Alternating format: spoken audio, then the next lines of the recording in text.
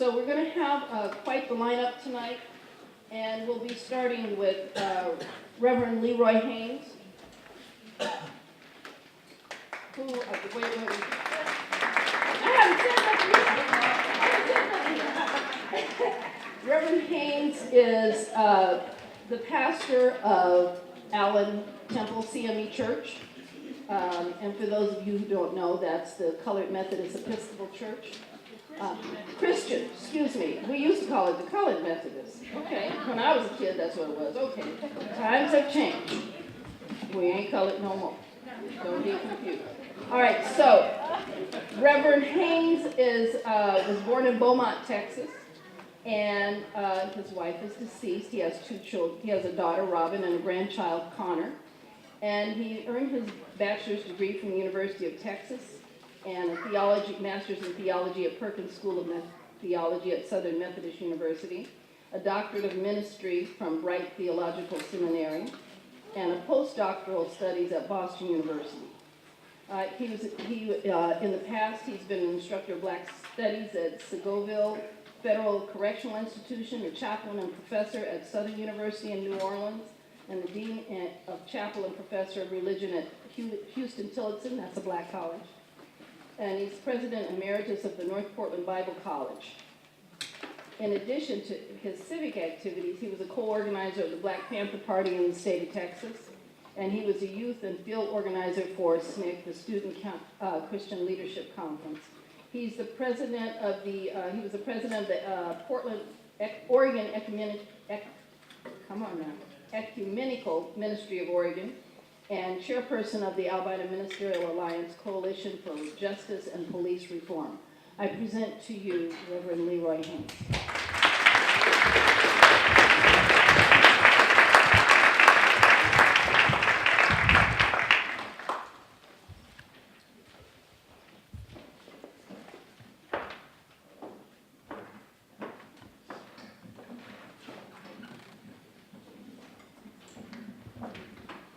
First of all, I want to thank for the opportunity to be a part of this great dialogical race talk. I think it's a wonderful concept and a wonderful idea in terms of bringing people of diverse groups together to begin to engage on the issue of race and racism, and those various both individual and institutional.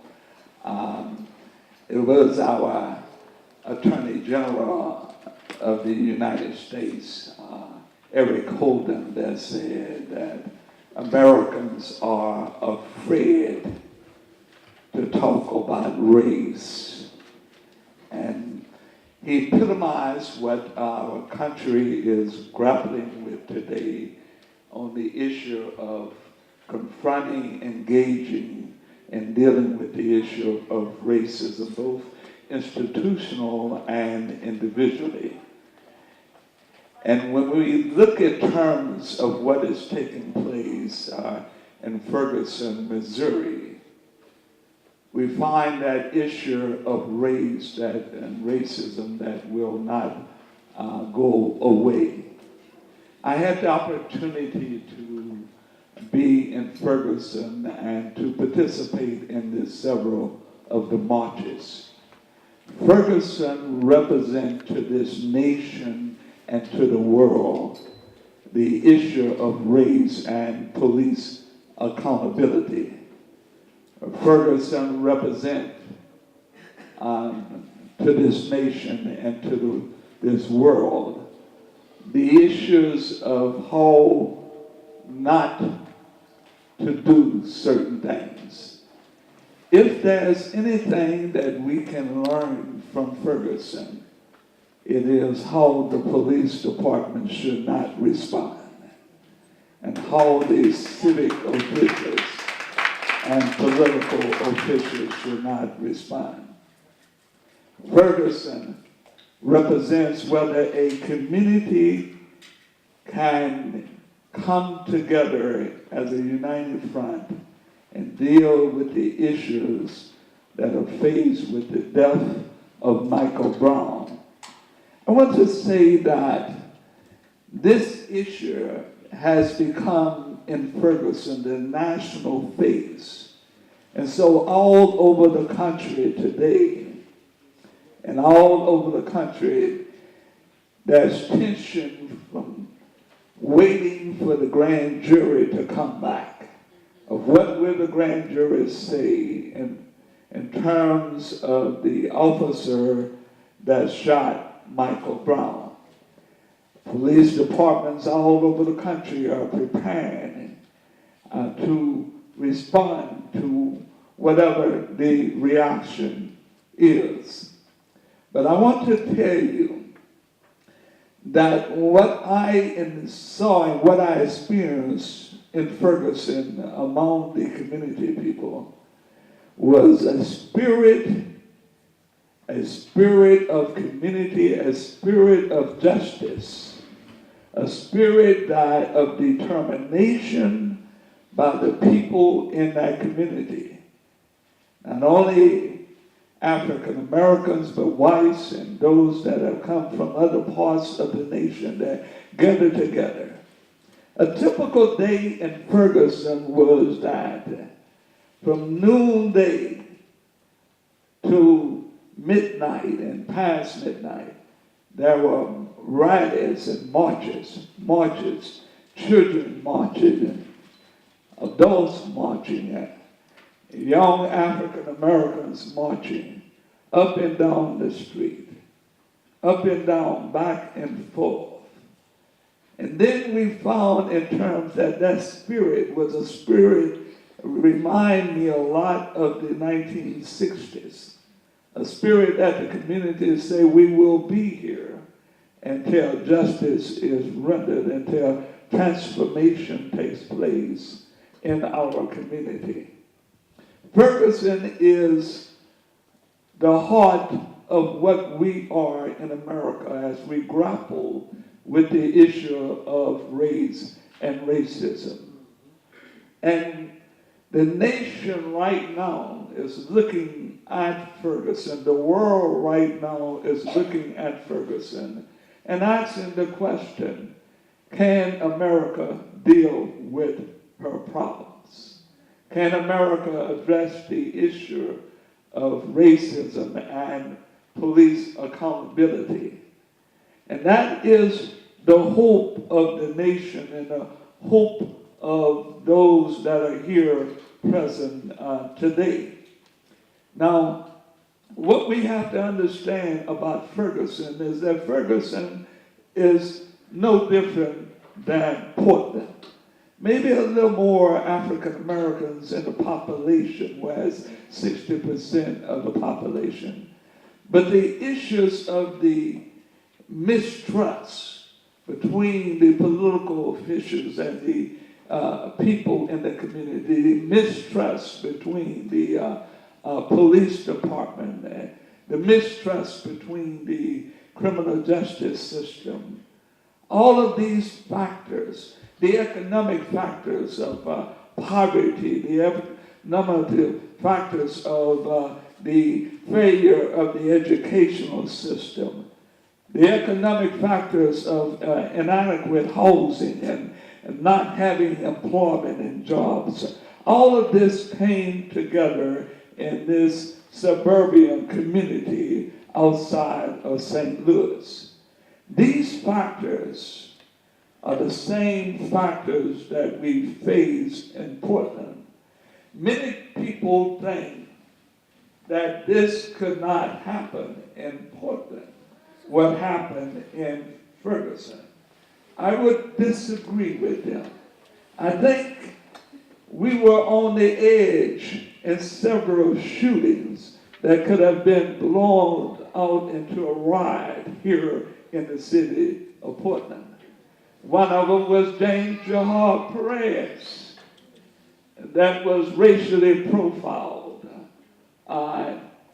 There were tense moments that thing could have exploded throughout the city if it was not for community leaders and Bonner Minister Alliance and others that prevented that from happening. The issues in Ferguson are the similar issues that we face in the community today. One of the first mistakes that they made is trying to negatively characterize Mike Brown. They released information quickly on his history, even though the Justice Department said that this needs to be held back for a while. That information was released. This is the same thing that happened in Portland with Kendra James. They released information immediately of her history, but no information on a police officer. Mistakes that were made. We find the same thing in terms of how overuse of force. The police department in Ferguson, the local police department, responded instead of calling community leaders together, instead of engaging the community with proper information, began to militarize the situation.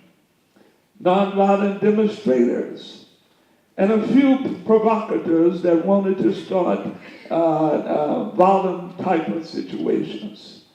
But on the whole, the overwhelming majority of the marchers in Ferguson were nonviolent, exercising their civil disobedience and their right to petition the government. Ferguson represents in terms the death of a young black man. Here in Portland, 30% of the killings by police officers have been African Americans. Ferguson represents a grand jury system and a criminal justice system that has failed to give equal and just treatment to those that are African Americans. Case after case here in Portland, we have found similar things. 2001, Jose Mijai Poot. 2002, Barrett Hammock. 2003, Kendra James. 2004, James Jahar Perez. 2006, James Chassie Jr. 2009, 12-year-old young lady Beanbag. 2010, Aaron Campbell, Keaton Notice. 2011, DOJ entered the situation. And so we find ourselves, even here in Portland, faced with a very similar situation. The difference, though, is that I believe that we have a historical opportunity with a very weak settlement agreement that the Obama Ministerial Alliance Coalition for Justice and Police Reform, the Portland Police Association, the City of Portland, and the U.S. Department of Justice have formulated a settlement agreement that established a framework for reforming the culture of the Portland Police Bureau, reforming the use of force policy, reforming the training, reforming the investigative practice. Even though this agreement is not a panacea and has many weaknesses, like not having a 48-hour rule, where an officer get an opportunity to get his case together in 48 hours, or go like they did for Kendra James and meet at Applebee's and everybody narrate their stories and then come out. Even though there is weakness, I have hope of the possibility that we may create a true community police force important, a force that will be sensitive to the needs of the community that is patrolled, a force that will work hand in hand with the community, communities of color, the homeless, the mentally ill, others, ethnic groups throughout the city, and really begin to create a force. We have a historical moment that can create a model police bureau that will be a model throughout the nation. If we have the political will, if we're willing to come together and deal with the hard issues and the hard challenges of both individual and institutional racism. That is my hope. That is our future. Which way will we go? Thank you very much.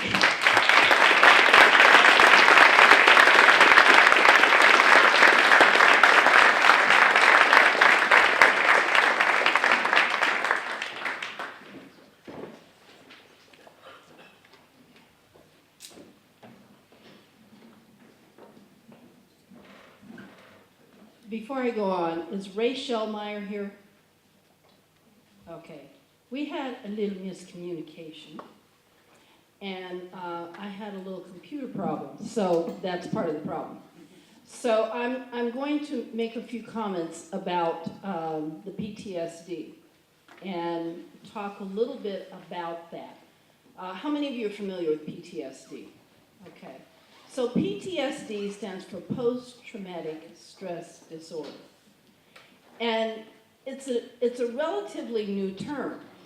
And I think it's very interesting that I didn't start hearing about that until Iraq and the Iraqi war.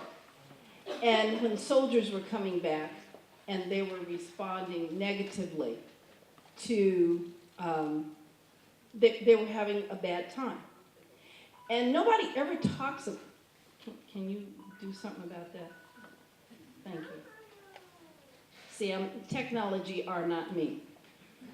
But the police were people were having a hard time dealing with coming back into civilian life.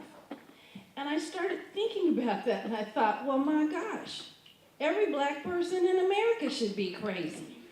Because of all of the things that have happened in our lives, not to us, but to our community.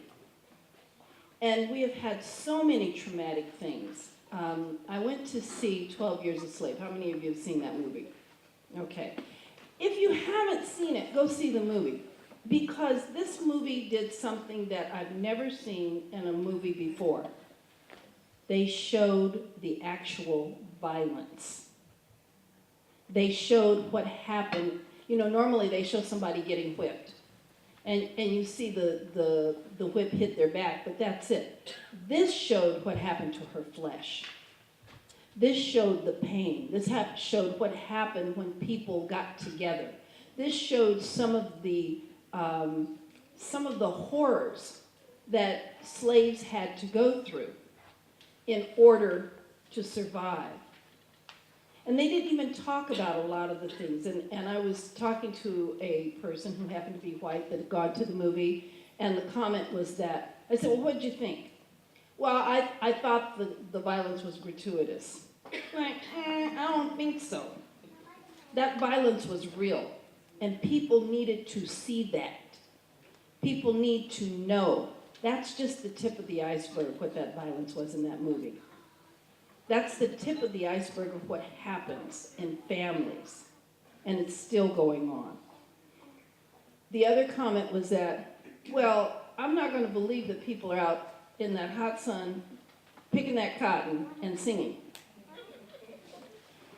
And I had to explain that music plays a different role in communities of color. than it does for the white community for a lot of times. And one of the things that we don't think about is we always think that we think of white people when we think of classical music. No, that was the highbrow music. That was the music that the upper crust listened to.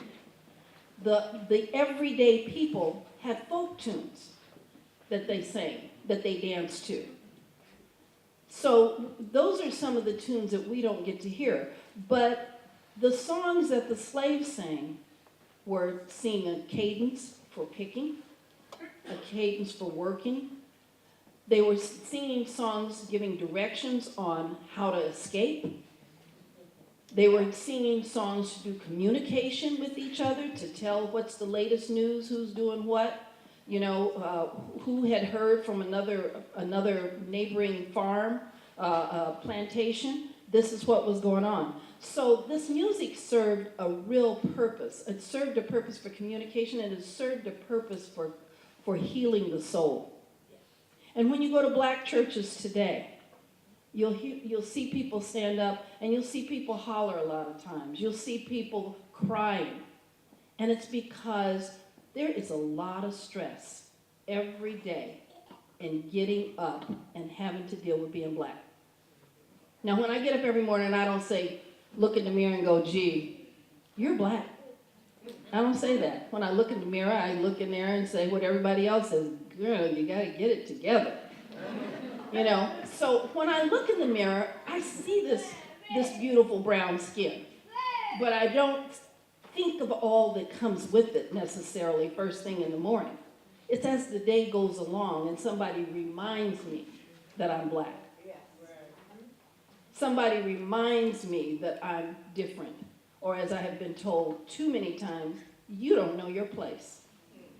And as I like to say, well, what is my place? I figure it should be wherever I think it should be. So there's a lot that's involved for people of color. And it's not just for black people. I can't speak about Asians' problems. I can't speak about the Latino community, although I've worked with Asian people. I've worked in a Latino community center. I can't speak about their issue because it's not mine. But I do know that some of those issues are similar. And so one of the things that we do here at Race Talks is try to get people to discuss their own issue. Speak from your experience.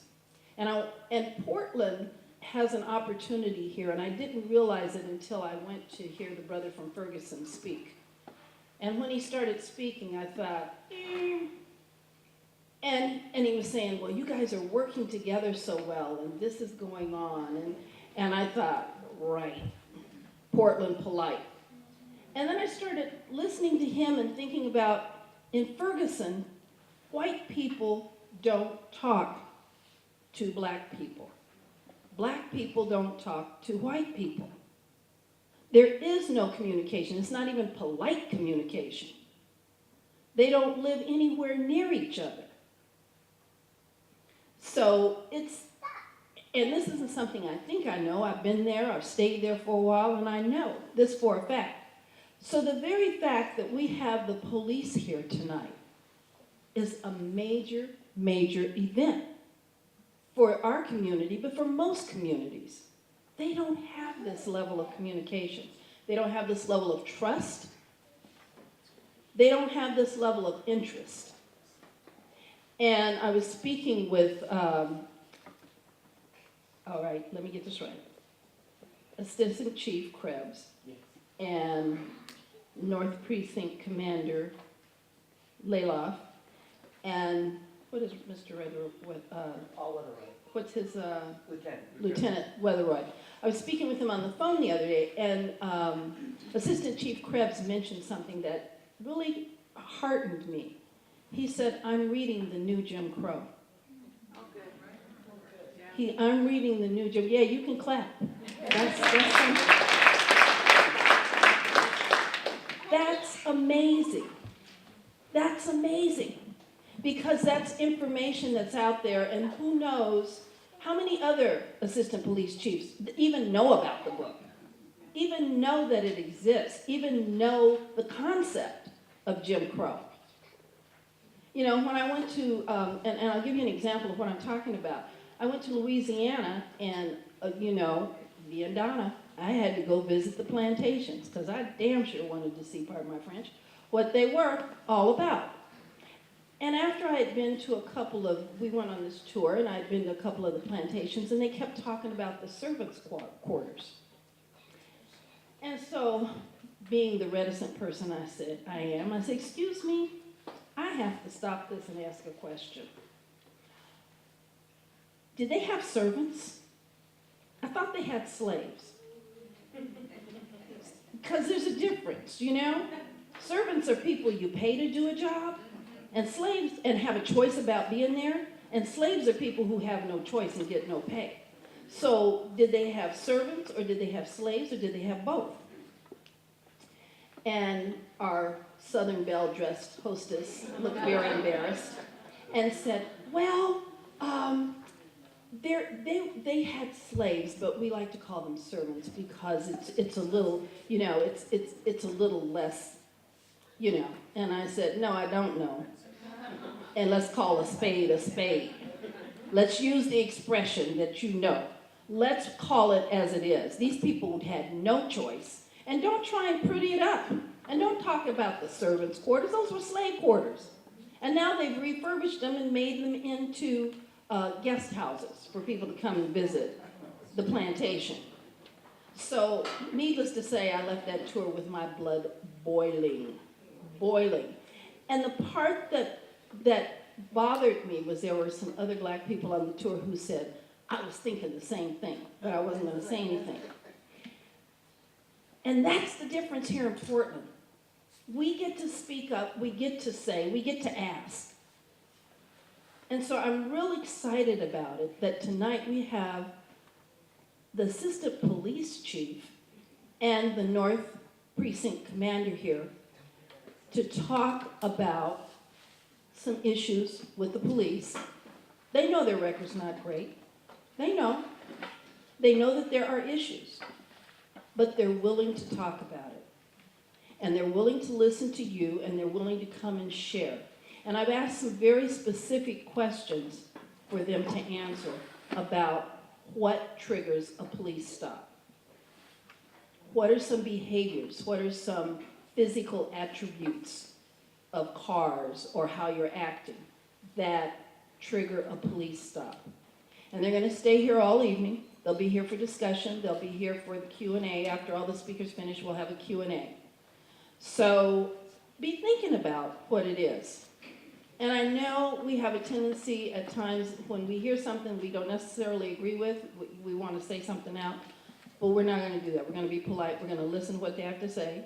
Sometimes if somebody says something you don't agree with, deafening silence is really volatile. So I'm saying this because we had a speaker once at Race Talks, and we had a person who jumped up in the middle of this person's speech and said, that's racist. I was like, whoa, wait a minute. We are not doing that. You know, this person is here, this person has to say what they have to say, and if you don't agree, you can be in their discussion group afterwards and speak to that. But we're going to be polite while they're here. So, enough of what I had to say about the PTSD. I did a pseudo-counselor number there. So now I'd like to read the biographies of our officers.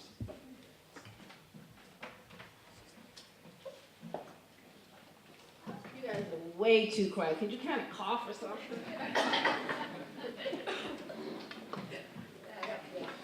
I'm a third grade teacher. I'm not used to this much quiet. I'm sorry.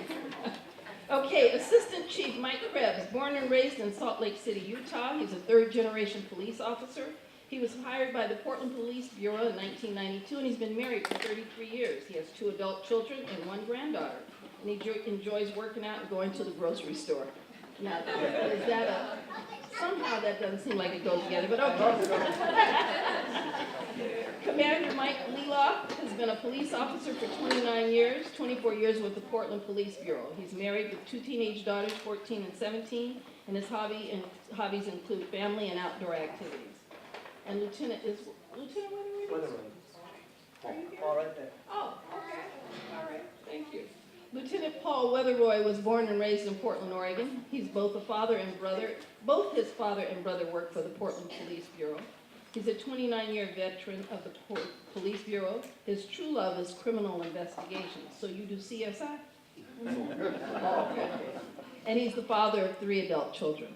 I present to you Assistant Chief Mike Krebs, Commander Mike Leloff, and Lieutenant Paul Weatheroy.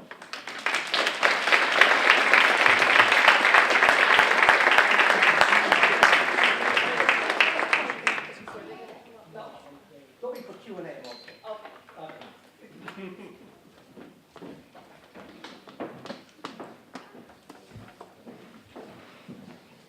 Well, good evening, folks. I'm very honored to be here. She mentioned the grocery store. It's kind of a hobby of mine. I sometimes go to the grocery store 3 times a day. My wife loves it. I sometimes will drive home from work, and I do all the grocery shopping for our family, so she likes that. It's kind of a weird hobby, but it's something I really enjoy, and it helps relieve stress. It's an odd one, but I like it. First of all, I want to tell you that I really enjoy serving this community. And as long as I'm an assistant chief working for the Portland Police Bureau, I can assure you that I'll give you 100% of who I am and making sure that the Police Bureau, we do the very best we can in equity and diversity and respect and fairness. It's something that's it's part of my heart, who I am, and how I was raised. As I said, I'm a 3rd-generation police officer, and that's how my father raised me, and I feel honored to be here. And I can speak for Paul and Mike also. Their hearts and soul are in the Portland Police Bureau and serving this community. So, I'll begin. The Portland Police, every time we stop somebody, the Portland Police Bureau, we have to get into our car, and there's a computer there, and we enter demographic information, including race. And part of that is to help us analyze on who we're stopping, why we're stopping, and whether or not we're searching those folks or not. And the data that we have, our latest report, is, in my mind, unacceptable. I'll give you some of the data from that report. It shows that the African-American population in Portland is 6.3%, and 11.8% of the stops, the Portland police are stopping African-American folks. So it's way disproportionate on who we're stopping. 8.3% of the time, African-Americans are being searched, consent search. We sometimes during a traffic stop will ask for a consent search. At 8.3% of the time, we're asking to search African-Americans, and we actually conduct the search. If you look at the, for Caucasians, 1.9%. That is unacceptable in my mind. Another piece is that it's interesting is that what we call a hit rate. A hit rate is when we search somebody, do we find some contraband? Our hit rate for African Americans is 30.5%, and the hit rate for Caucasians is 42.7%. So we're finding more contraband on Caucasians, but we're conducting less searches. And in my mind, that's unacceptable. What we have to do with that data right now, if we're looking at what is it? Is it implicit bias? Is it bias, straight out bias? Is it training? Is it our policies? Is it the hiring? Who are we hiring? Are we hiring the right people? And these are all things that we have to look at. And if you want, if you go, when you get home tonight, you can look on our website, and the latest report is on the website. You can look, there's a lot of information there about stop data collection. And you might ask, what are we doing about this? This is, in my opinion, it's disproportionate, and we have to get better. One of the things we're doing we're hiring a brand new equity program manager. And we did a national search, and we had 50, 60, 70 people apply for this job from around the country. And we finally selected that person. We're in the process of hiring that person. And when we hire this person, they will look at everything at the Portland Police Bureau, our training, our hiring, our policies, with an equity lens, a lens of equity to see if we were doing things right. And as far as we know, there's no other police department in this country that has gone this far to hire equity and equity manager to look at everything that we do. We're also going to hire a full-time person to look at our stats, to analyze our stop data collection. Right now, our latest report is for 2011. we're not doing good analyzing our information, so we're going to hire a full-time person to come look at this data and mine down into it and find out what is the cause of some of these disparities. We're also, over the past several years, we've had some training for our command staff, sergeants on up, and in order to change the way the Portland Police Bureau operates, first of all, you have to change the leadership. The leadership has to believe heart and soul, this is what we need to do.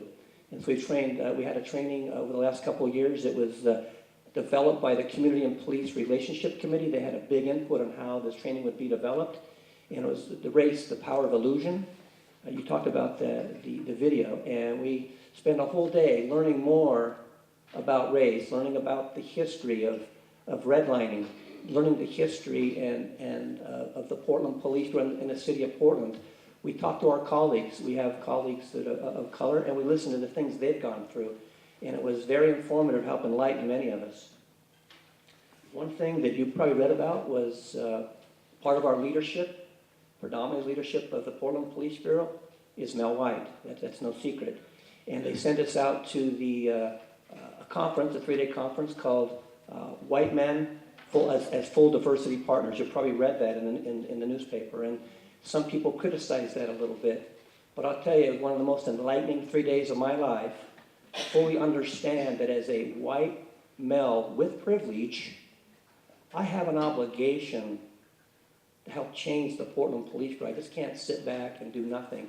Because I've been given this privilege and authority, I need to step up and make those kinds of changes. And so I can go on and on about that conference, but it really helped enlighten me of what I'm required to do.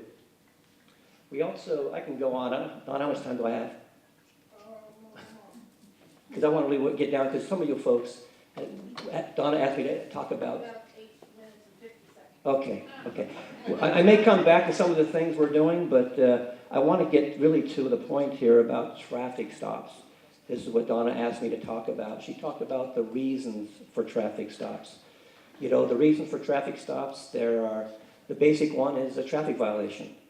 We stop folks for traffic violations. If they're driving down the street too fast, we'll make a traffic stop. They're missing a tail light, we'll conduct a traffic stop. There's also what you call a pretext stop. In a pretext stop, they're lawful in Oregon.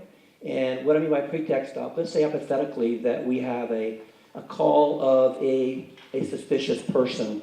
A person is suspicious, maybe they've been hanging around an ATM at night or something like that, being suspicious, hiding in the shadows, and this person decides to get in a car and drive off.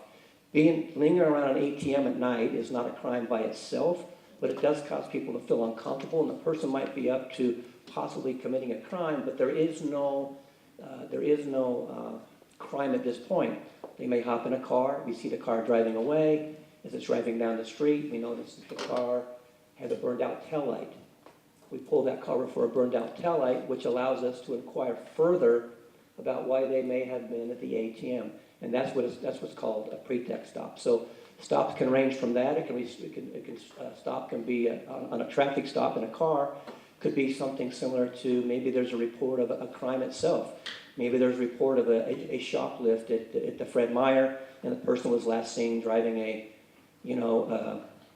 green Ford Taurus down the street, and we can go ahead and stop folks for violating a criminal law. Some of the things that we do with traffic stop for most of you folks is that it's one of the most dangerous things that a police officer does, and it's something that we frequently do. And when we make a traffic stop, what we usually do is, the red lights, and you'll see those behind you. What we expect folks to do is to slow down and pull to a safe place. Pull to a safe place on the side of the street, or pull into like a 7-Eleven or a Fred Meyer, someplace where you can kind of get out of traffic if possible. But sometimes there may be no other better place than just pull off to the right-hand side of the road. Once the officer pulls you over, we would ask that you remain inside the car. This allows us to, we don't want to be out in the street. It allows us to approach the vehicle and the person remaining inside. When people get out, sometimes we sometimes believe that possibly this person could be coming to attack us possibly. That isn't always true. I'm just telling you that isn't always true. I'm just saying that's some of the training we get, because some traffic stops turn ugly real fast. You've seen some, there's been some videos and stuff like that you'll see on TV where people will immediately jump out and attack the police officer. That doesn't say that's a very small percentage, but that's some of the things that are going through our heads because we don't know who's inside of that vehicle. It's not trying to label anybody, it's just some of the things that we're taught. We also, as we approach a vehicle, especially pulled off to the side of the road, we're trying to pay attention to the traffic going by. So if we're trying to, deal with someone who's exited their car and try to pay attention to the traffic coming by us, it can also be very scary too, pulling over on a street as people drive by. So that can be difficult. So we'd like people to remain inside their car unless the officer asks you to get out, we'd ask you to remain inside the car. We would ask that you, if possible, keep your hands in sight. That's just something that we are trained. The hands are basically the things that will hurt you. If someone wants to hurt you, their hands will be the things that they use. So we like to have hands in sight.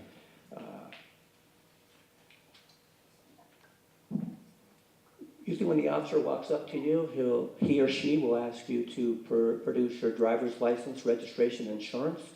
You may already have that ready. If you have that, we would ask that you hand it out to us.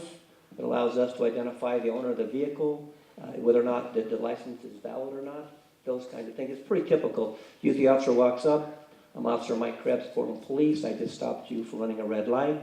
May I see your driver's license, registration, and insurance? It's about that's the kind of stuff we're asking for. Just so you know, you may have heard this before, there is no quota for tickets. So there's the officers are not required to issue citations. If they ever tell you that, that's not the truth. We are not required to issue citations, and there is no quota for citations. It's obviously we have some police officers who are in the traffic division, and if you're in the traffic division, you are expected, part of your job would be to issue citations, but there is no quota that you have to issue per se. If you're a traffic officer and you go an entire year without issuing a ticket, should you be in the traffic division? That's the kind of questions we would ask. So there is necessarily no quota that you have to have so many, per year or anything like that. But if you're in the traffic division, you're expected to produce, because we have found there's evidence that issuing traffic citations actually reduces accidents. So there is a reason for citations. It's not just because the police are mean. It's because there's some reinforcement behind it to get people to comply. One thing you'll see a lot is the Portland Police Bureau, the traffic division is predominantly motorcycle officers. And when they pull you over, usually they will have a helmet on.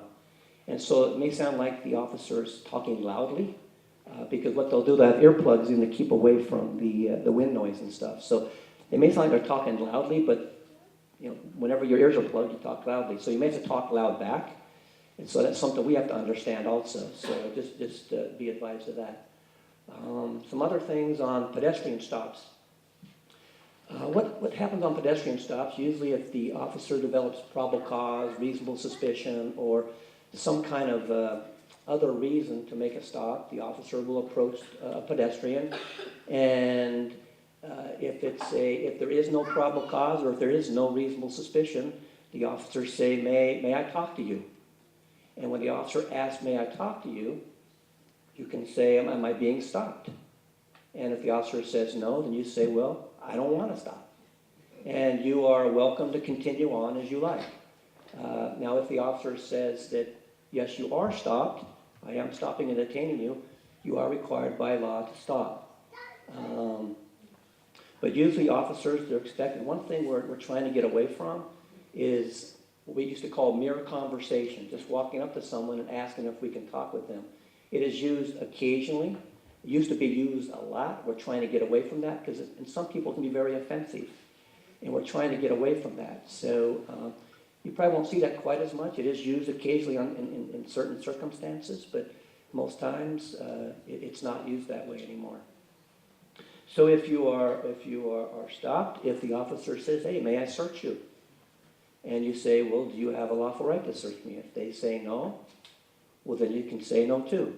I don't want you searching me. So you, as an individual, if you don't want to be searched, the officer will not search you. However, if the officer has probable cause or reasonable suspicion, they can search you without your consent.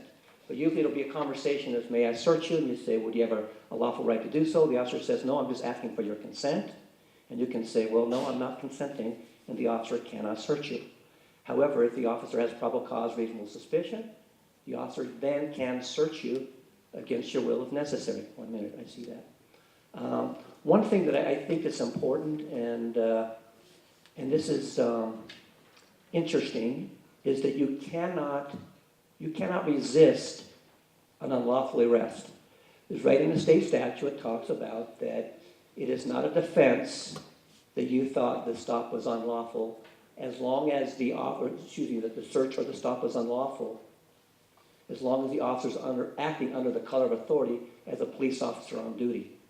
And so, what I would ask, it's, each person makes their own determination, but if the officer has a lawful right to stop you or search you, the officer can do that against your will, and you cannot resist what you believe to be an unlawful search or detention. So that's pretty much it. I'm going to stick around here until it's time to go to answer questions for you folks. And I do have handouts. I actually have, it's actually called Teens and the Law.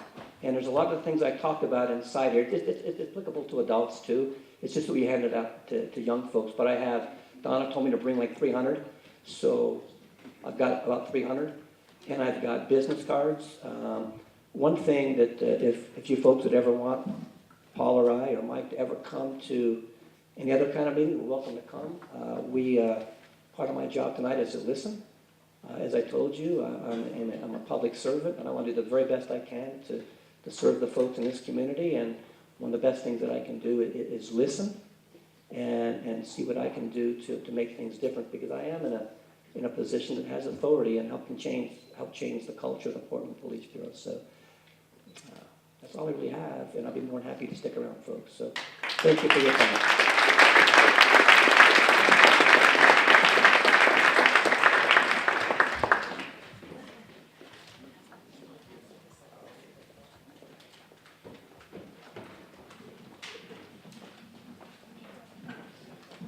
I think he deserves another hand. That was a tough one.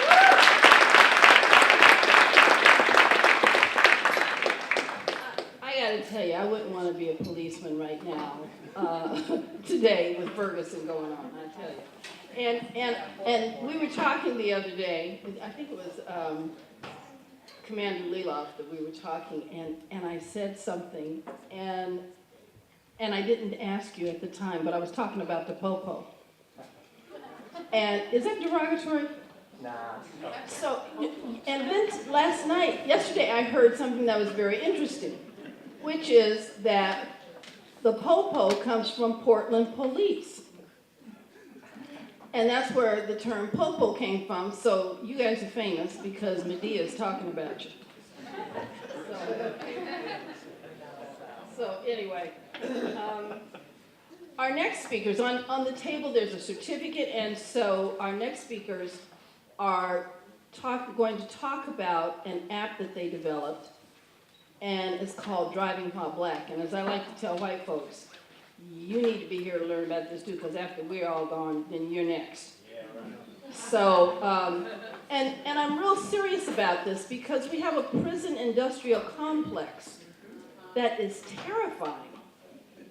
It's terrifying to me, and as a former teacher, we're part of it. We're part of it because it goes back from not just, it used to be when I was a kid that if you weren't reading at grade level by 8th grade, that you weren't going to succeed. And then it got down to 5th grade, and then it became 3rd grade. And a little bit ago, they started saying, if you're not reading at grade level by the end of 3rd grade, then they have a prison bed for you planned in 15 years. And now they're saying, if you're not reading at grade level at the end of 1st grade, that they have a planned prison bed for you.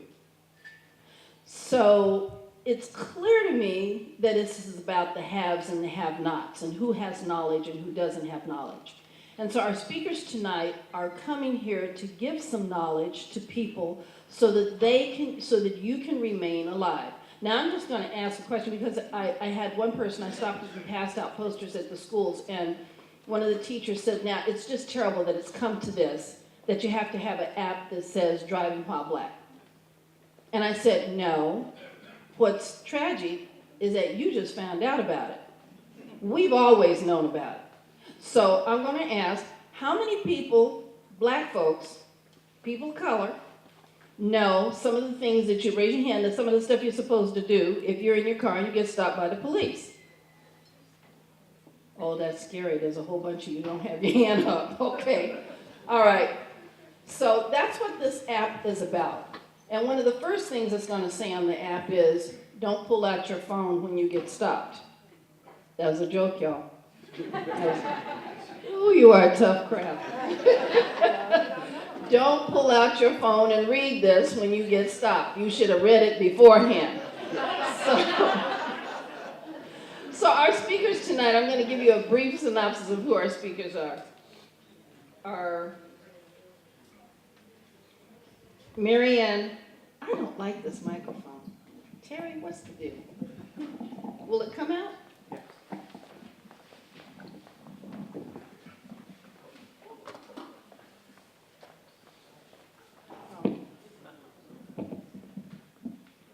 Check. All right, I can do this. Okay. All right, Marianne Highland is the mother of and parent of one child. She has been an attorney since 1991, the year that several police officers severely beat Rodney King during a traffic stop in California. Since that time, Marianne has dedicated her career in community service to advancing civil rights, human rights, public safety, and diversity and inclusion. Her experience with public safety and law enforcement includes working as the Director of Public Safety and Risk Management at a community college, volunteering as a rater for several assessment centers for police officers seeking promotion to the rank of lieutenant and captain, serving as a member of the City of Portland's Police Review Board, where she participated in the review of deadly use of force against Keep Notice during a routine traffic stop, serving as an advisory committee member for Oregon's Women's Prison, and serving on the Oregon State Hospital's Institutional Review Board. In addition to a law degree, Marianne has a master's degree in social work and experience in training in biomedical ethics, healthcare, mental health, critical incident stress debriefing, crisis counseling, and conflict resolution, mediation, and facilitation. And what she didn't add is that she is in charge of diversity for the Oregon Bar Association. Our other speaker, Melvin Odenor, is the co-founder of Driving While Black, the app. Born in Detroit, Michigan, and raised in Los Angeles, California, he is an attorney with over 18 years of law practice experience, including several years as corporate counsel. Mr. Odenor has served on several nonprofit boards, state and local boards and commissions, and currently serves on the board of directors for a local community bank. He received his Bachelor of Arts degree in political science in 1993 from UCLA, and is a 1996 graduate of the University of Illinois College of Law, where he was a recipient of the esteemed Rickard Award. Was that like the top student kind of thing?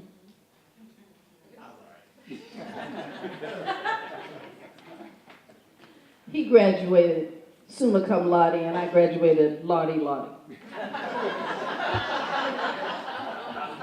Mr. Odenor has also served as an adjunct professor at the Northwestern School of Law at Lewis and Clark College. He now makes his home in Portland, Oregon with his wife and 2 sons. And I wanted to introduce their app developer, Mr. Pritchard. What's your first name, Mel? James. James Pritchard. And so if you need any app development, James is sitting over there and he has plenty of cards. So I present to you Marianne and Melvin.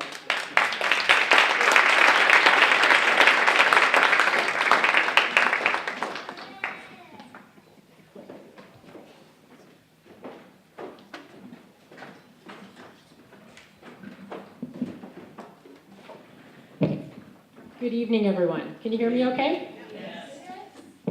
Well, we are very excited to be here because this is our first public appearance to talk about our app. And we've been working on it since April was the inspiration when we started. And I want to thank Donna for giving us an opportunity to present here today to share this with you. Before I begin talking, I want to give a disclaimer. And Donna mentioned that I work at the Oregon State Bar, but this app is part of my personal private work and has no relationship to my work at the Oregon State Bar. So I'm not speaking on behalf of the bar, and I'm not representing the Oregon State Bar with regards to my presentation tonight. So what we're going to do, Melvin and I are dividing our time, and we have a PowerPoint presentation. And I'm going to give you a broad overview. Can we go to the next slide, please? A broad overview of what we're going to talk about tonight. And first is, why do we need this? Donna's telling me it's better to hold the mic. Okay. All right, so first question is, why do we need this? And I want to thank our officers from Portland Police Bureau for being here today, being candid about the data that they've shared with us, which really explains that there's some disparities going on.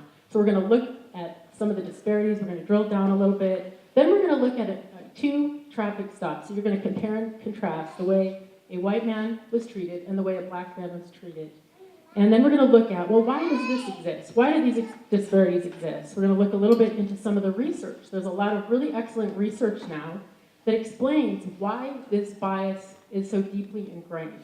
And I want to say, first of all, that not all officers are biased, not all of us are biased, but I would say probably all of us have a little bit of bias, okay? All of us, whether we're black or white. And the research that I'm going to talk about is going to explain that. Then Melvin's going to take it over, and he's going to talk about our app features. Really, our app, Driving While Black, the app, is designed to promote safety, accountability, and justice during police traffic stops. You know, we're so grateful now that we have the technology that we can bring this to people, and they can have it with them 24/7.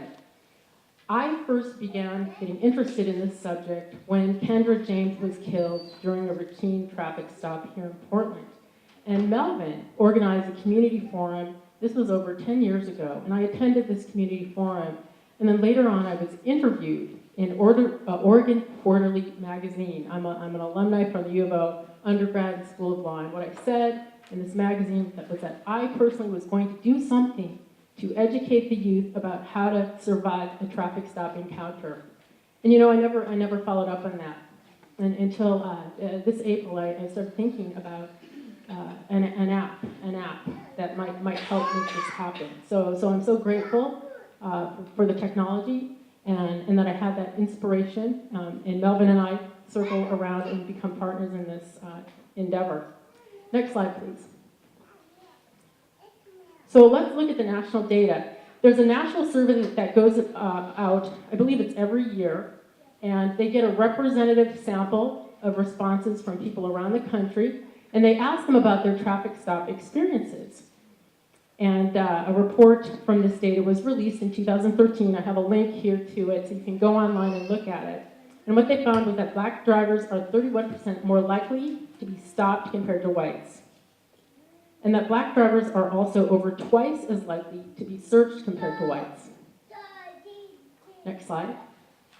What I did in this slide was I set whites as baseline, or 1 or 100%, so we can focus in and drill down on the disparities that exist for racial and ethnic minorities. Actually, it's quite shocking to see that Native Americans in this particular survey are stopped 50%, over 50% more than whites. And then also the 2 or more race category has a high rate of stops, disproportionate to whites. By the way, that data excludes Latinos. So we're probably looking at a lot of biracial African Americans in that particular category as well. Next slide, please. So the next slide looks at searches. And here we see that Hispanic Latinos actually jump out. And they're 2.7 times more likely to be searched than whites. And African Americans, rather 2.9, and African Americans are 2.7 times more likely to be searched. Next up, please. Slide, please. Okay, so this is the Portland data, which was alluded to. And when you drill down into the data, you find that blacks are stopped almost 2 times more than whites. And then they're searched over 3 times more than whites. Next slide, please. Here's this slide illustrates the frequency of stops.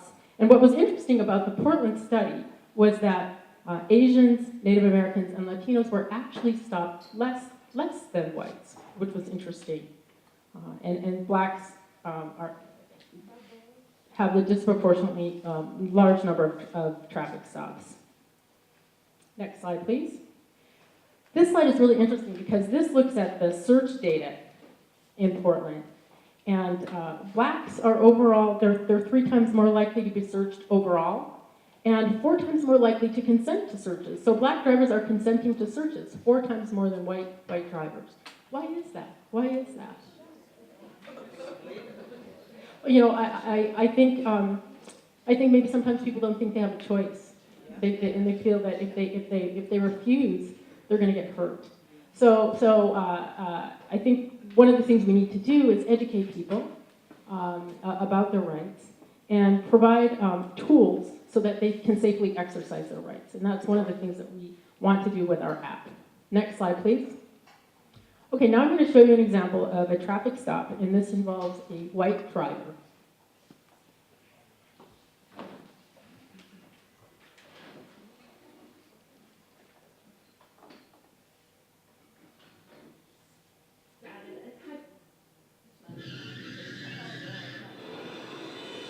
There are a lot of ways to get out of a speeding ticket. This driver knows none of them. Watch what happens. Stop duration probably has something to do with consent to search. You hold them there long enough, they'll consent. Ricky, do you know how to do that? Is there somebody from Portland Public who knows how to work the computer?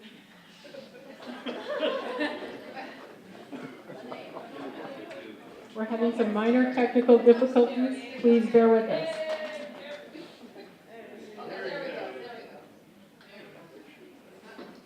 Okay, this is a traffic stop with a white driver. Walks up to this vehicle.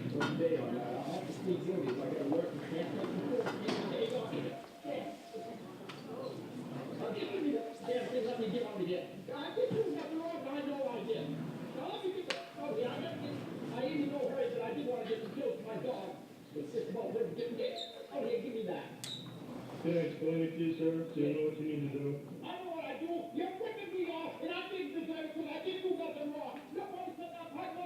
When I stopped the vehicle, I went up, the person just started going crazy. Just started yelling and swearing, and I hadn't even told him when I stopped him yet. I never saw the sign. I saw 55, and I was doing 67. That's all I know. Well, he was very upset, irate with the humid description of this guy. He was totally, like I was ruining his day, and all the planets in the universe just came out of line, and this guy came crashing down. Now, are you state or local? Looks like you're a state trooper. Get back and pick up some more guys and run up the deficit on the working man. Give me the damn thing. Let me get out of here. What I need you to do is sign next so I can explain this to you. Green copies for your record, sir. All right. White copy needs to be mailed in within 20 days. Okay. Make sure you read the... I can't read. Now put this stuff away. I can tell you. Inside, basically you laugh, but you can't laugh because then you're losing your control, but everything you're saying is just, it's hilarious. Read the instructions here. This says you have 20 days to respond to the summons. Read the back of the tax copy. This will explain how you can have a trial if you want. On the back, I'll explain it. Attach an envelope. See? Put a stamp on that, you mail that in. Let's say what to do. I can afford the stamp. The fine's right here, sir. It's $137.50.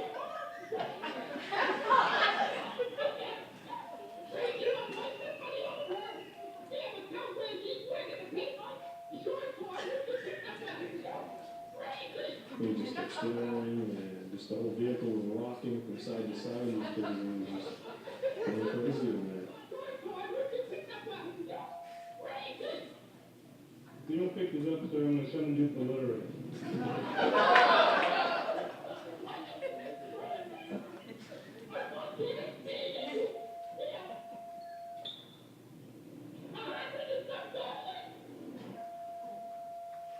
There's more right there.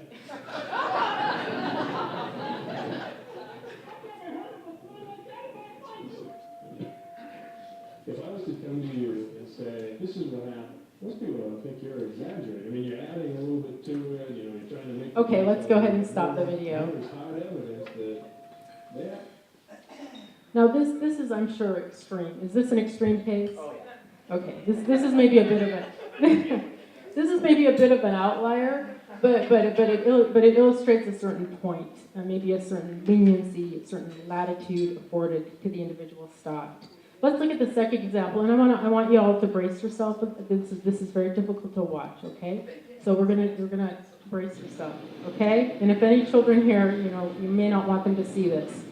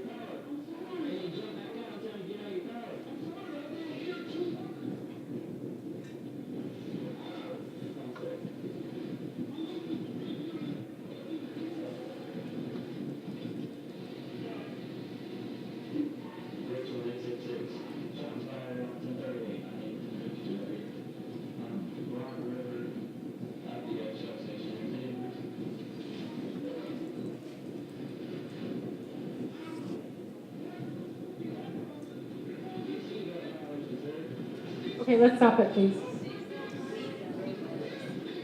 Okay, so this man was pulled over for a seatbelt violation, and you know it's heartbreaking. It's heartbreaking. He was actually on duty working, stopping at a convenience store. He pulled off his seatbelt because he was preparing to get out and to go into the store. This particular officer was terminated from his job, which we hope that Portland police would do if something like this happened here. And he's also been charged with a crime. So there was some justice there. So let's move on to the next slide. And I'm briefly going to go over the bias research, and then I'm going to turn it over to Melvin. So why does this happen? Why did we see such different results in the way these two drivers were treated? Why? There's actually some very interesting research out there about bias, and I came across a wonderful op-ed article in the New York Times called "Is Everyone a Little Bit Racist?" And this was written by Nicholas Kristof. This is from August of this year. And what Nicholas did was he looked at some research out of the University of Colorado. There's a professor there named Joshua Carell. He's come up with this wonderful research tool. It's a video game. You can actually go onto the link and you can participate in the study and you can play a video game. And it's basically simulating you as the police officer. And then you get to decide when you shoot somebody. And the study measures your different response rates if the subject that you are supposed to shoot or not shoot is black or white. And what they found, sadly, was that pretty much everyone's biased. Even black people are biased against black people. So why is that? Why has this bias become so deeply ingrained in our society, whether you're black or white? I think that has something to do with the problem. and why it's such a difficult one to grapple with. Next slide, please. Okay, we're missing a slide that talks a little bit about some of the findings. And what the author of the study says is that we are conditioned in America to think of black people as basically dangerous, black men in particular. There's this conditioning and training in us, and that's why when we're playing this video game, we shoot them more quickly than we do white people who are doing the exact same thing. So it's that deeply ingrained bias, it seems to be in all of us in America, that we need to confront, that we need to deal with, we need to challenge, we need to educate ourselves about this bias, and we need to figure out how to rid ourselves of it. I'm going to turn it over to Melvin now, because we believe that our app is a tool to help not necessarily rid society of bias, but to help prepare people to survive traffic stop encounters, to have a measure of accountability presence, and then to pursue justice if it turns out that they were not treated properly during the stop. So without further ado, here's Melvin.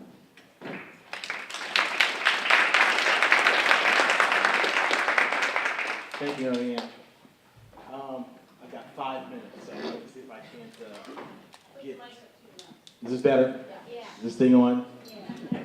Is that good? How's this? How's this? How's this? Okay, all right. I'll do my best LL Cool J impersonation. So now is the moment that you've all been waiting for. I know you've been waiting with bated breath to see this app in action. Can I get an amen? Amen. All right. So first I have to say clearly you haven't seen our little flyer on the table that says the app will not be available until December. All right. So sorry. Right. Just in time for Christmas in the App Store. So, but I'm sorry. That was funny. I laughed at my own jokes. But I'm going to talk to you a little bit about the app and tell you what we're trying to accomplish here. One of the things that I think is probably most important is what Marianne told you, which is one of the key features of our app is we're trying to educate people about their rights. Is there a clicker? No, I have to point to you to click on. Yes. See, I was prepared to click through it. Man, so when I go like this, you're gonna have to watch me and not the screen. Okay. All right. So there are 3 key features to the app. There's the learning aspect, there's opportunity for practice, and then there's convenience that we try to build in. And I'll talk about each of those in turn. So first on the learning. We've included sections in the app to help people learn about their legal rights and some traffic stop best practices and how to be safe. Because at the end of the day, that's our goal. Our goal is to help people avoid deadly encounters. We do not want to see anyone end up in that situation. But quite frankly, and I think everyone here will agree, there was absolutely nothing that young man could have done to avoid what happened to him because clearly that officer had some other issues going on. So there's learning.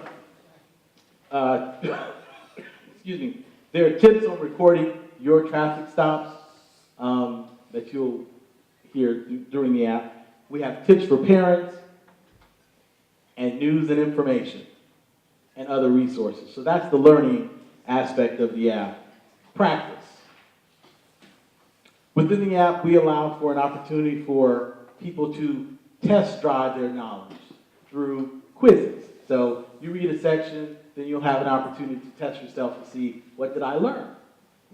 And then we'll also have simulations, so you can see how your rights are applied in practice by someone else. And then to top it off, to see how well you did, we'll offer you a DWB certification. Okay, that's your reward for going through, doing all the learning, taking the tests, and you will get your badges along the way to show you that you have in fact learned how to be DWB safe. Convenience. So one of the things that we're building into the app is the ability for for you to be able to instantly and easily inform your family or friends that you've actually been stopped by the police. There'll be an opportunity. There'll be the ability to record your traffic stop and submit complaints and or commendations to law enforcement that you encounter on the road. There'll be an opportunity for you to help. It'll help you identify legal professionals in your area should you find yourself in need. So these are some of the key takeaways from the apps. Now, this is all summary because it's just a powerful tool. First, we're going to talk about the rights that are granted to you under the United States Constitution. Every state has some little, sort of intricacies, and there's absolutely no way that any of you could learn what every criminal defense attorney knows about all of your rights and how they apply in every situation. Scratch that. We're going to talk about the big ones. We're going to talk about the Fourth Amendment, which is your right to be free from unreasonable searches and seizures. We're going to talk about the Fifth Amendment, your right to be free from self-incrimination, and the Sixth Amendment, which is your right to the assistance of counsel. We want to talk to you about how to minimize the inadvertent waiver of your rights. The officers talk to you about some of the things that officers do, and he explained some, for example, if an officer stops you and asks to talk to you, you have no obligation. So from the officer's perspective, there's the attempt to get you to consent to whatever they want you to do. But from your perspective, what you will learn from reviewing our app is what your rights are. And then based on that knowledge, you can decide what you want to do. We won't tell you, do not talk to the police. We will tell you, you don't have to talk to the police, but you can. So we'll talk about consenting to searches, remaining in a discussion with law enforcement when you're otherwise free to leave, answering law enforcement questions, speaking to law enforcement when you're in custody and told you have the right to counsel. And finally, we're going to talk about common sense safety information for traffic stops and how to avoid having them become deadly encounters. Lesson number one would be don't do what that guy in the truck did and get out of control. We would tell you things like remain calm, comply with law enforcement orders as opposed to their requests. The officer rightfully pointed out that if the officer doesn't have the authority, they will tell you, no, I don't have the authority, but you have to ask, do they have the authority to do this? And then the biggest thing is probably never fight with the police. Well, that would be for them, because the important thing to remember is if the officer orders you to do something, you can't resist, right? You can't resist. So that's the overview of the app. We encourage you to check it out when it's available in December, and that's it.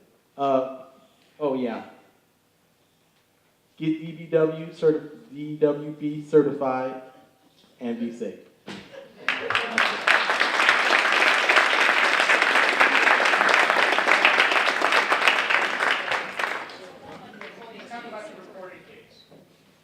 Does it record the traffic stop?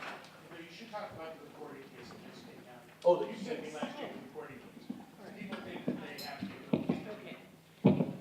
to. So each state has laws that govern your ability to basically record police. In Oregon, there's a law, one of the wiretap laws that makes it a crime to secretly record the police.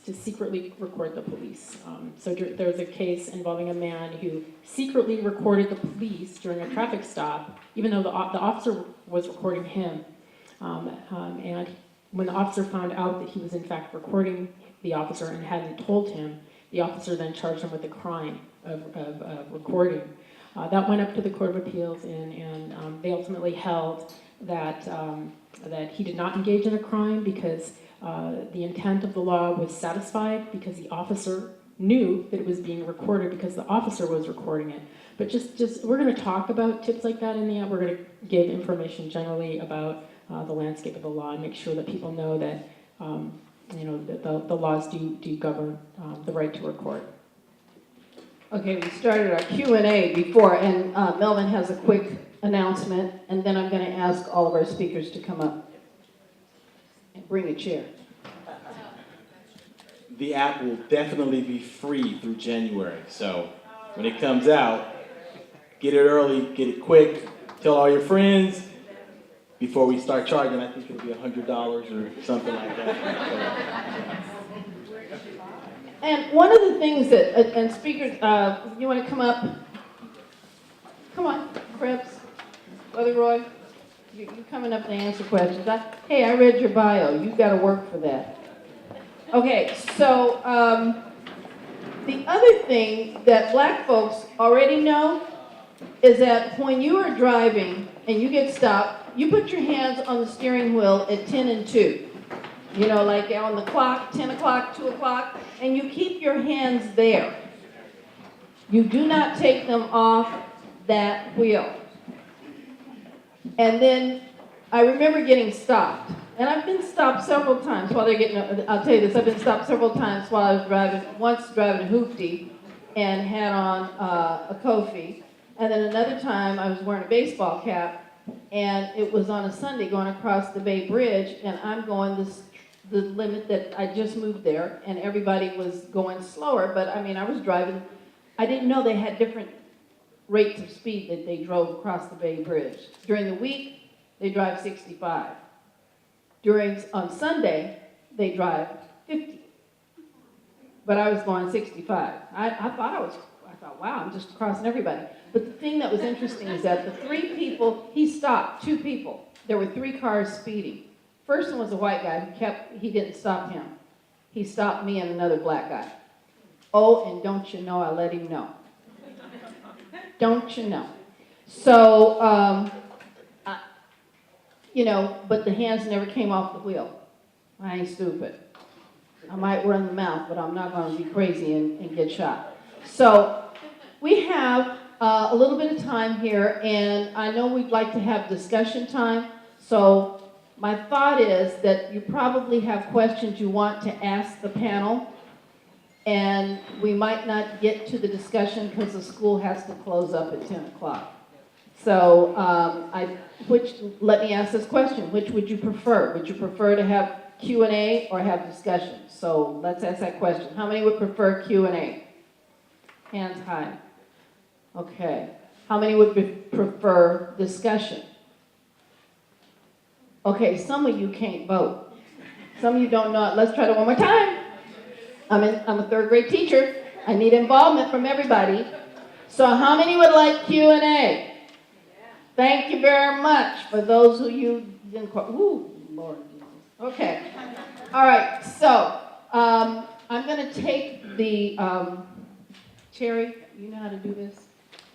I'm going to take the mics out into the audience, and Tony, would you help with this too? Tony and Carlos, you look like you're ready to run. So, and then the speakers will pass this back and forth. And if you have a specific speaker, I think that one is it on? Oh, okay. Is that one on? Yes. Okay, so if you have a specific person you'd like to ask the answer of, then go ahead. I would recommend speakers that you spend about a minute on an answer. And then afterwards, if you want to come up and ask them something or get their card and correspond with them afterwards, then feel free to do that.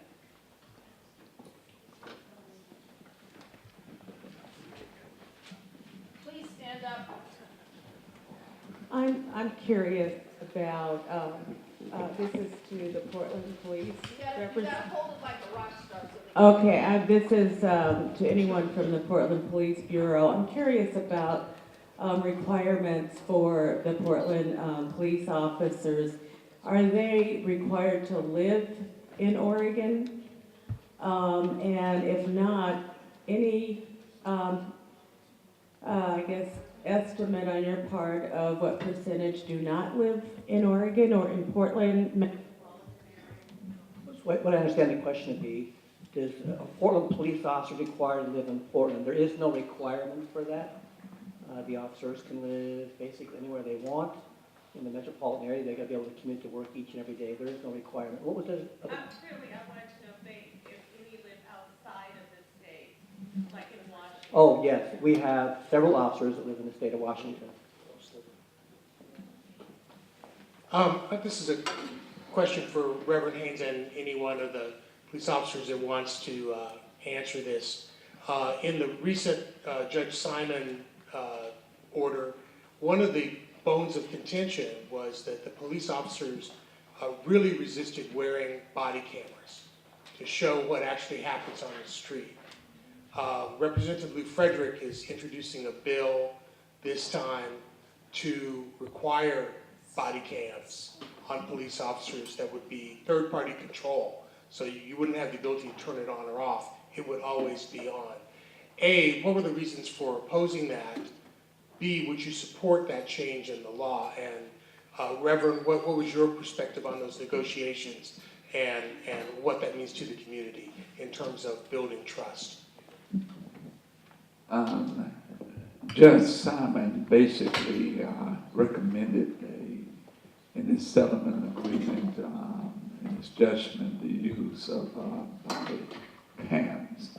This was not an official legal part of the settlement agreement. I think with body cams, there has to be civil liberty guidelines that, and as well as training that takes place with that, because it can be also violations of civil liberties take place. On the other hand, I do also believe that with body cams, we could have had more evidence on cases like Aaron Campbell and James Chassie that would have made a difference in the grand jury. That's a good question. So, I'm actually in charge of what they call the services branch, and body cams come under me. And right now, our intent is to outfit all of our patrol officers and gang officers with body cams. We're working towards getting a policy in place. But there's many things that have to be done with this body cam policy. It appears to be real easy right at first, but there are state laws that require us to notify folks, and we don't mind doing that on one-on-one, but we're going to arrive maybe downtown on some kind of a large situation.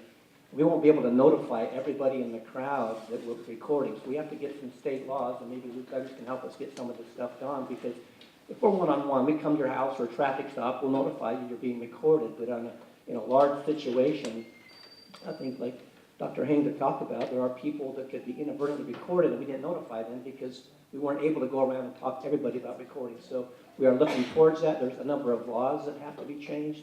There's some policy. You talk about always leave it on. That would not be a good policy, because what would happen if we came to your house and someone wanted to report a sexual assault or something private, there may be a time where we want to turn that off because it can be public records request. One of the things we're trying with the law too is maybe get some of these things exempt, because you could find yourself in a situation, in a very personal situation, reporting a crime. It's now recorded, and it's forever and ever, and then all of a sudden the news media calls and said, I would like a copy of that recording. So we want to keep it on as much as possible, but there's going to have to be a lot of thoughtfulness on how we go about this, so we can not only, record police officers and hold us accountable and the community accountable, but also make sure that we're not violating people's rights to be free from having to be videotaped. Does that answer? We're working through it. Yeah. Yeah, I think it's absolutely awesome. I think body cam, it's becoming an expectation for the community. The officers, we have some officers testing it right now, and the ones that have it, sorry about that. The ones that have it really like it. And so I think it's the wave of the future, and I think it's a financial thing too. It's very expensive. So if you hear us talking about it at City Council, come forward and talk about your support for body cams. It's a lot of money involved.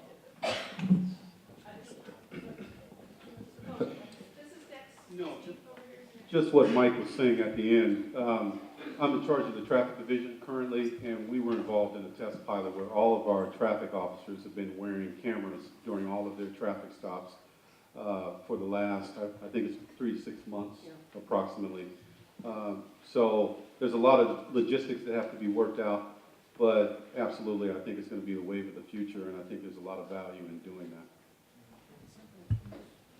One more thing, we currently have $834,000 set aside to try to get this thing off the ground. We have to get the policies and stuff in place. I have a question of, I guess, both the attorneys and the police officers. I'm a native of Portland, and I'm an older man now, and I've gone through the trips that I suppose most black people have gone through, and it's been challenging. But the best advice I was ever given was given to me by an attorney. And he says, if you ever get stopped by a police officer again, Mr. Walker, he says, I advise you to give them your name. But if they ask any other questions, you have them contact your attorney, Charles Elliott. That put an end to the harassment that I got by police. Now, there was a day where attorneys would come out and come to the scene. I don't know if we have that relationship with the attorneys, because access to legal service is hard for many people. Now, would a police officer be willing to wait for your attorney to come to a traffic stop? No. Well, I'll answer the question. The answer is no. What would happen is if we were, I'll give you an example, if we were to pull you over for a red light or something like that, you're not required to talk to us, you're just required to produce your license, registration, and insurance. And other than that, you're not required to make any kind of a statement to us whatsoever. And so there, at that point, there would be no reason for an attorney to choose to remain silent. Now, if one thing is a different story now, if same kind of thing with a DUI, people are not required to talk to us. And if they don't want to talk to us, we're not going to be able to sit around waiting for an attorney to get there because you choose not to talk. It's just... Is it your constitutional right to have an attorney present while being questioned? Well, if we're not questioning you, if you say I don't want to be talked to, the officer should quit talking to you and issue the citation or whatever he or she decides to do. So if we quit questioning you, there's no attorney needed. I'm trying to be as frank as I possibly can. Okay, but my feeling is once a police officer stops you and you're not free to go, you're under arrest. You're not under arrest, you're being detained, but if you're not free to go, right, it feels like correct, an arrest. and as long as we're not questioning you, as soon as you say, I wish to remain silent, the officer should quit questioning you and proceed with their business and issue the citation and release you if that's the case. I'll let the attorney speak to that too. I get their thoughts. Thank you. Yeah, I think what you're referring to is the idea of custodial interrogation. So once law enforcement takes you in to custody, and if they want to ask you questions, then you have a right to a lawyer. That's why they read you the Miranda, right? You're now in custody. You have the right to a lawyer. But in terms of a basic traffic stop, the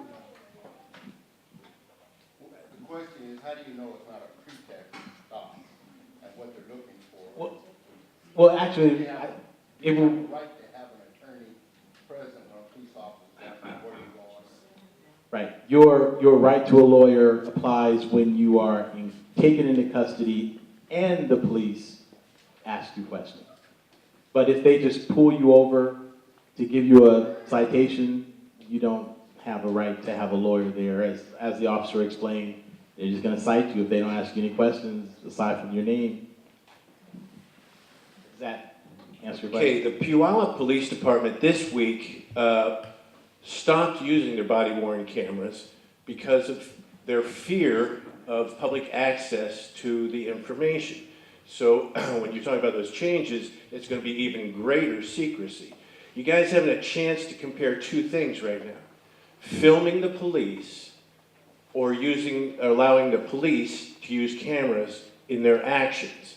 One is going to lead to changes in police behavior. That is filming the police. What's important is to have a back end to this so that ties it to training, so when you get caught, something changes in your training. The other thing that's really important is you have some kind of citizen review committee where you can send the data to them that will hold them accountable, that will have discipline powers. Portland doesn't have that. Internal Affairs decides whether they've been doing anything wrong. So you really need to get engaged in filming the police, create communities, be safe, work with each other, learn how to do that. How many of you have Facebook? You ever click on it, you ever put a picture up and it tells you who that person is? Isn't that scary? It already knew. That's called facial recognition software. Once they have the body-worn cameras, they will stand there. You're walking down the street, it'll say, he has back child support. She has outstanding parkings. There'll be a parking tickets. There'll be a dragnet. They won't even have to ask you for your ID anymore. You don't want body-worn cameras. Okay, my name is Ricky Pettiford, and I work here at Jefferson High School. And I thought we were going to be talking about race, and we would talk about police issues. I really want to talk about police issues because in my mind, I'm in a school where we have the target population of kids who are kind of like being, shot by the police. That 18 or 15 to 30-year-old African-American male who's not going to have the app, who may not even be driving, who might be walking down the street, might be high, might be coming back from a party, might be at a bus stop. You might just be at the Lloyd Center, be in the wrong place at the wrong time. And an app may work for him when he's driving, but it may not work for him when he's in that situation where the lights are flashing and he's scared and he doesn't know what to do because I'm 15, I'm 16, I'm 17, I'm going to my party. My mom was looking for me. I might be a little bit high, and I'm already living in Portland, Oregon. Let's be real about where we're at. I appreciate everything you guys are talking about there, but the kids I talk to here, it's not going to work for them. You got Baki, Sekai, you guys want to share? They left and went back there upset because they're like, you're not talking to us. You're talking at us.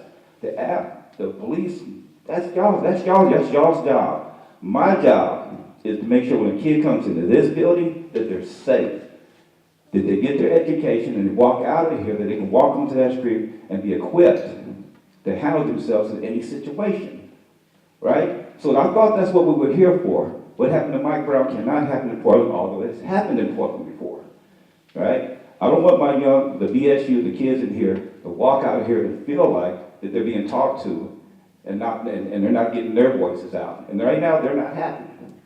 These two, at least I speak for these two, they're not happy. I'm going to turn the mic over to Sekai because she has something she wants to say. And y'all haven't dealt with her before, but I have.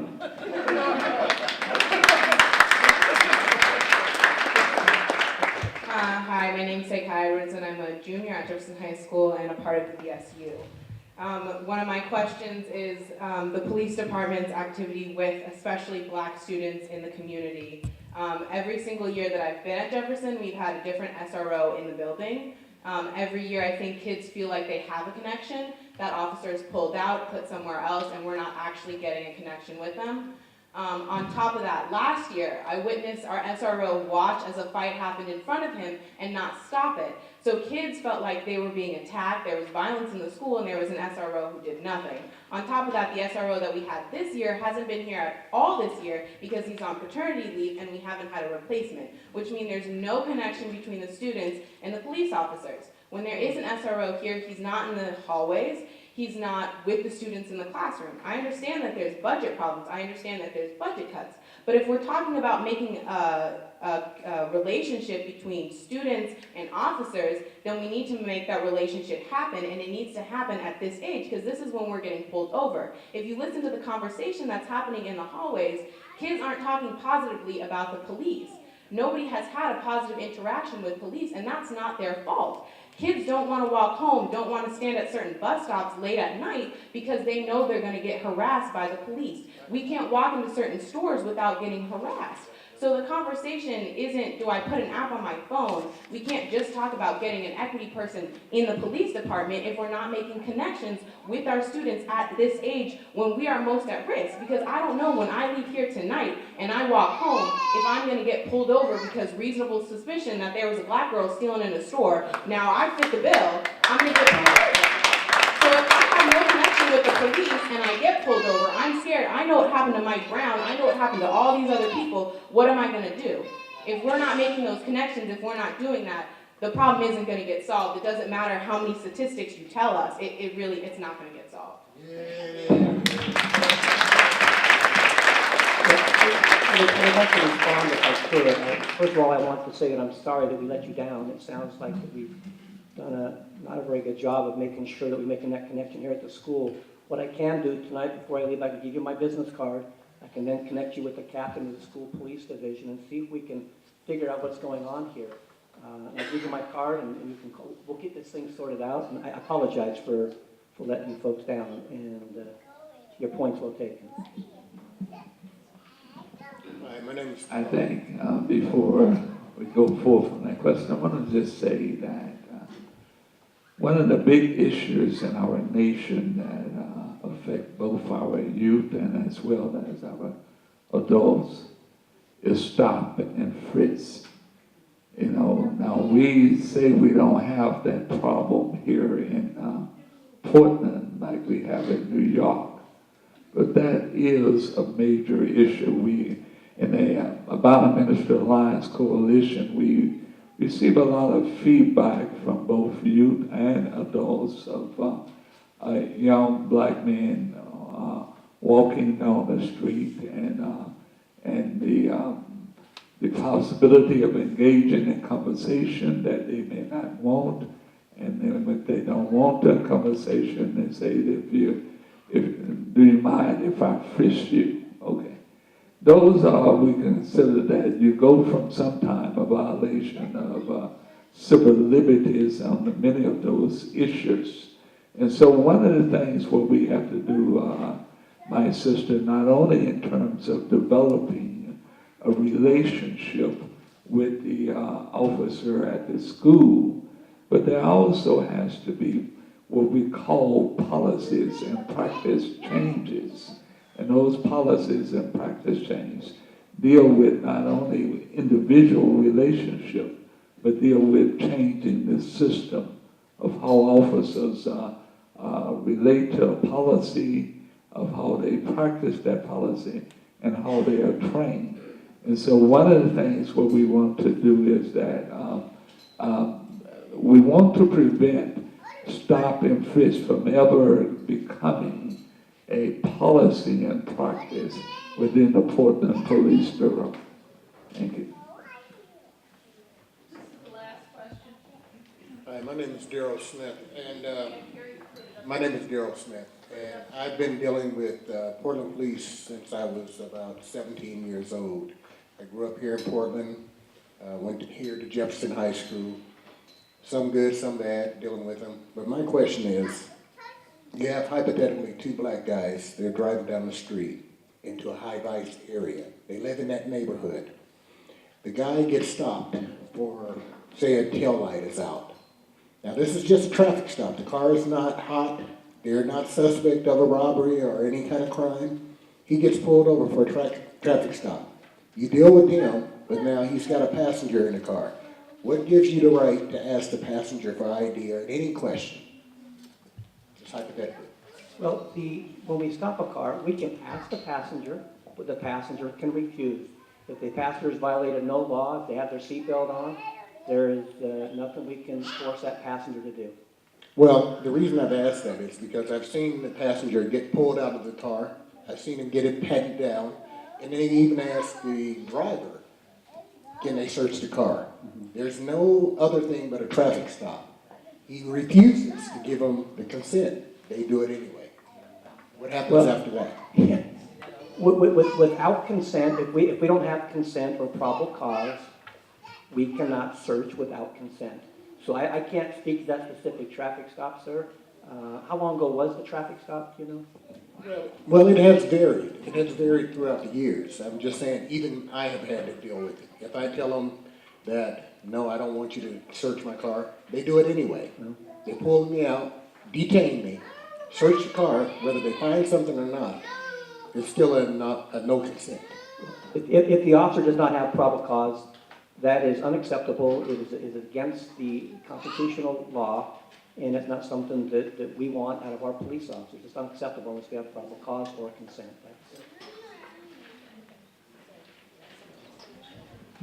Just on that point, sir, and this would apply whether you use our app or not. But in situations like that, and the work of organizations like Dr. Haynes involved with and Joanne Hardesty, developing a database of that sort of information so that the police bureau, the Department of Justice can look at it and say, we have a number of complaints that have been filed about these issues.